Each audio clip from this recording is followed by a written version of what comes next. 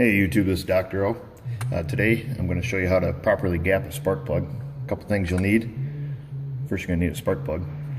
You're going to need a spark plug gapper. There's a couple different styles here. I've got a wire gauge style gapper, and I've got the ramp style gapper. Both of these should be available at any parts store. And third thing you're going to need is the spec for your particular vehicle, what the spark plug gap's supposed to be. And what I mean by the gap is we're going to be adjusting this area, this airspace in between the two electrodes on the spark plug. This vehicle is set from 42 to 46 thousandths. I've chosen a 44 thousandths gapper, kind of pick something in the middle. So we're going to go ahead, this wire on the end of this gapper is 44 thousandths of an inch thick. So theoretically, if we just stick it in between the air gap here, we'll see that this one fits in there easily and it's quite loose. Okay. And I can show you how to check that with a ring style gapper. Kind of the same way. We stick it in the gap of the electrode there, and we start to rotate it. We don't want to force this. If you start turning this hard, you'll just open the gap right up. But you can see right on there that this is out of spec. It's about 50 thousandths. Okay.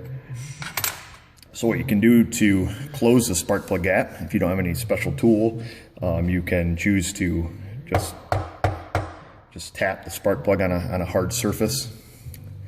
Sometimes you got to tap them a little harder than you think. Then you can go through and recheck it. We can see this one's still loose. I didn't tap it near hard enough. Or you can use the other tool that comes on your wire gapper. And what you'll do is you'll hook that right on the electrode. Hook it on there just like that. And then actually use that to close the gap, to bend it slightly. And then go through and recheck it. And you can see we got that right on the...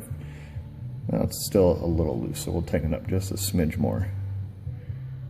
These bend relatively easy, so you just keep doing that procedure until you're happy that you've achieved the right airspace.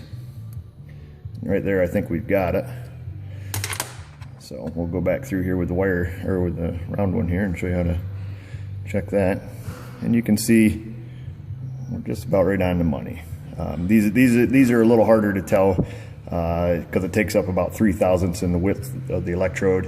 You just kind of take the average on those and go ahead and go with that. Now, one feature on this, you can see the hole in the center of this. A lot of people think that's for your keychain, but indeed that's to open the gap on a spark plug. If we check this one and it was too tight, you can take your spark plug, stick it in that opening. Let me see if I can hold this so you can see it. And then what you would do is pry it slightly to open up that gap. That's actually the gap opener. There's no device on this tool to close the gap, so you would have to use the tapping method. But either one of these two tools will work. That's how you properly gap a spark plug. I hope you enjoyed the video. If you did, please subscribe to our channel and find us on Facebook.